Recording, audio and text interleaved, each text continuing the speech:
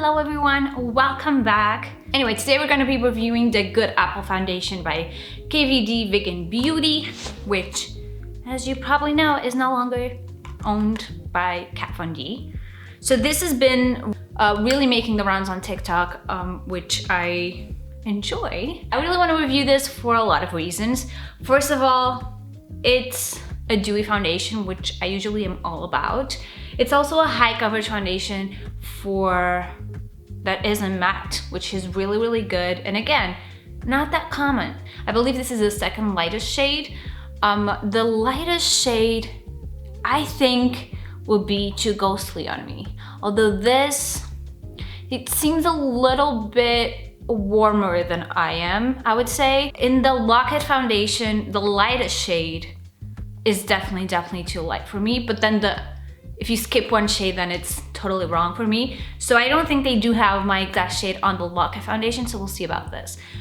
Also on the Locket foundation, I hate it, absolutely hate it. I'm gonna link it here if you wanna go see. I'm just gonna start because I'm just rambling. I think all people love it when first applied, and then it kind of breaks out on some people and it kind of stays good for others. So we're gonna check it out. I'm gonna be doing half of my face with a sponge, half my face with a brush. As always, this is the number 10 brush. Oh, it is a really nice match actually. Wow, it does go on really well on skin. It has a really good coverage. High coverage foundations are really hard to apply with the brush. And I think it's mainly because they're matte, and especially on really fair shades, and this one is good, so I really like that. And I think even with this brush, I'm gonna go under eyes a little because this brush is really nice. I feel like it's not grabbing onto the skin where it is a little patchy. And I'm gonna do up close in a bit, of course, but if I really wanna be nitpicky about it, it does grab onto some dry patches that I have. It isn't as dewy as I was expecting it to be, if I'm honest. Yeah, under eyes, this is not as good. So I'm gonna go now with a sponge. By the way, I know I asked, I don't know if you follow me on Instagram, but I asked if you wanted to see this foundation or the Urban Decay Hydromaniac new skin tint. And it was kind of like neck and neck. Dobby's just looking at me through the door because I closed the door. I'm still gonna film the Urban Decay. I just thought I'd film this one first. Finish is much better with a sponge, just because it doesn't settle into every little patch and pore. Goes on a little bit better, a little bit smoother. The coverage is really insane. Like I have a beauty spot here that's completely covered. One thing that I do love about this foundation that a lot of like really high coverage foundations I have a problem with is like blurring out the edges towards my skin. I don't know if it's because this is a really great shade match, which it is. I'm obsessed with the shade match. It's really perfect, which I find hard to find. Actually, I usually mix foundations to get a perfect match. And I'm just gonna go under eyes a little bit to see how this applies with a sponge. It applies much better, but I would still like to use an actual concealer because it does get like onto my little skins here. And this is the brush side. See? It really, even here, is clinging onto a few patches. And if you see here where my pores, where my pores are the largest, it kind of sunks into the pores a little bit. Here, it's much better. If you see the pores here, it's not as textured. It doesn't look as textured. It looks way more even, and even under eyes, it is much less patchy. Right now, I do feel like the brush side is way more luminous, which is weird. This side is just more blurred and more even. I don't think the sponge offers a lesser coverage, which I am happy about because that's usually a problem. Okay, I'm gonna do the rest of my makeup and I will be right back. Just finished my makeup. My hair looks a mess. I hope you don't hear Miguel in the background because he's in a meeting. Just if you're wondering, I'm using the BEAUTYBAY Pastels eyeshadow palette, and I'm using like each row, like, okay, this is this, and this is this. So I did this. I'm still pretty amazed at this. It hasn't budged. I feel like a lot of people hated this foundation just after like half an hour. And I feel like I spent like at least 45 minutes to an hour doing this makeup because I'm so out of practice. It still looks really good. if you see it, like, it looks really good.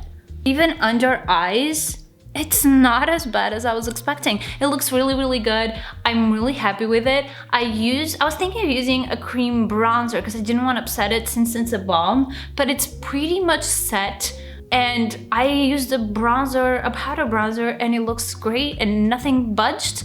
And at the same time, even though it's set and it's not as dewy as I was expecting it to be, it doesn't feel drying. It doesn't feel uncomfortable at all. Like, I'm super comfortable. I really am impressed with it, given that it's so high coverage and a balm. Okay, just before I go, this is the highlighter. I'm using the Glossier Future Dew as my highlighter.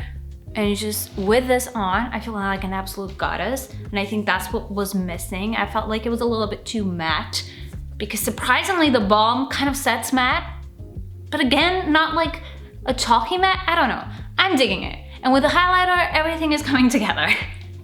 Okay, so I took a nap because depression, which accounts for some of this and some of this.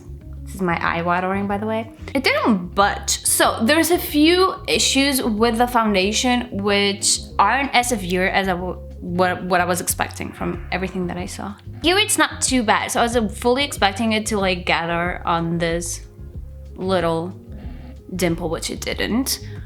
Here is where you see most of the issues. So there is some separation, but there's no like oily, slick mess. I also forgot to say, I think, that I did not set this on my face. I only set it under eyes because I found that the foundation naturally set on itself.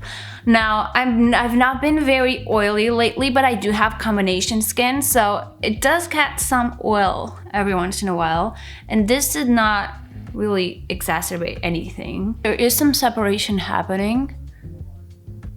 Even here, you can see that it's much more textured because it's sinking into pores and kind of breaking apart a little bit. I like this foundation. I don't think it's something that I'd wear if I'm looking for like a real long-term foundation, a long-lasting foundation. It's not 100% perfect. It really isn't. There are issues with it, as you can see, but I was expecting much worse, and I still really do like the finish. And it's one of those foundations that from afar, it still looks really good, especially after taking a nap and everything. I'm not gonna say I wanted to dislike this foundation, but I was fully expecting I wasn't gonna like the foundation, and I actually do like it. So I don't know where I'm going with this. So I guess what I'm trying to say, is it my favorite foundation? Probably not, but it's still a really, really good foundation, especially if you're looking for something that is not too drying, but still very good coverage. Thank you so much for watching. Give this video a thumbs up if you liked it, and subscribe to the channel below, and let me know what other foundations you want me to try. I'm definitely gonna do the skin tint from Urban Decay next,